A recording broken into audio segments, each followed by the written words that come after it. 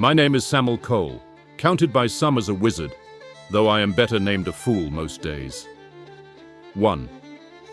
I'm going to tell you a little bit about a dear friend of mine, the gnomish arcane trickster Jinzic of Conwoll. Jinzic is, to outward appearances, a small gnome with ink on his fingers, a suspicious squint, and the manners of a man who expects every room to contain at least one liar. This is not an unfair expectation. The world has done its part to justify him. I knew him first by letter, long before I knew him by voice. Even then, he wrote like a burglar picking locks, delicately, methodically, and with no reverence at all for doors other men considered closed. He had been reared among the woodland gnomes south of Conwoll, where memory, maps, herbs, and oral histories were thought worth preserving.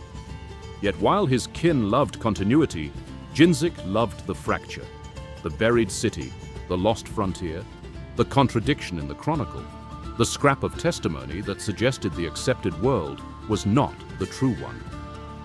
He was, from the first, afflicted with scholarship in its least healthy form, curiosity without any instinct for self-preservation. Conwoll sharpened the disease.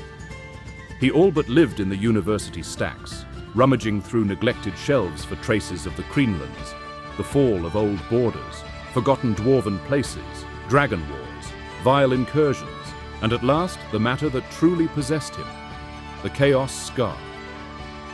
He did not study it as others did, as a distant magical irregularity to be named and filed. He worried it like a terrier worries a rat. He suspected rightly that it was no mere anomaly, but evidence of a wound in reality itself. That sort of thought attracts attention.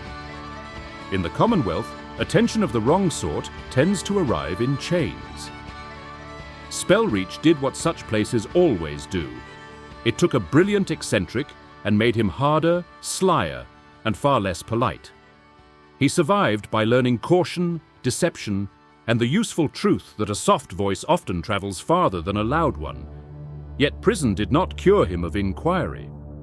Nothing could.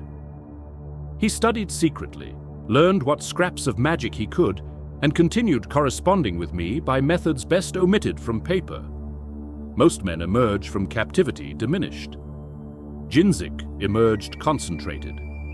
Then came Freeport, which completed his education in all the disreputable arts academia neglects: forgery, smuggling, bargaining, concealment, and the management of unsavory acquaintances. It was there, I think, that he became fully himself, a scholar who could pick a lock, a criminal who cited sources, an antiquarian who knew when to lie and when to vanish. By the time I finally persuaded him to come to Oldford, he had become that rare and troublesome thing, a man equally at home in a library, a ruin, or a den of thieves. As to his strengths, they are considerable. He sees patterns others miss. He is learned without being domesticated by learning. He is subtle, nimble-minded, and capable of treating forbidden texts with the same cool attention another man might give a grain ledger. He has the burglar's gift for entry, the scholar's gift for synthesis, and the survivor's gift for assuming catastrophe is already halfway through the door. More than once, that habit has preserved all our lives. His stubbornness, however, is of a positively bewildering kind. Jinzic does not simply persist, he adheres. Once his mind closes on a mystery, prying him loose would require either divine intervention or a masonry tool. He will follow a footnote into a tomb, a sigil into a prison, a theory into the Underdark, and a cosmological suspicion to the brink of annihilation itself. This is exasperating in a friend, invaluable in an ally, and occasionally indistinguishable from madness. And what has he contributed? More than most will ever know. Without Jinzic, Ulcaster's ruins would have remained only ruins. The etheric scramblers might never have been understood for what they were. The Chaos Scar might still be mistaken for a local disturbance instead of the metaphysical crisis it is. He has been translator, interpreter, co-conspirator, and irritant.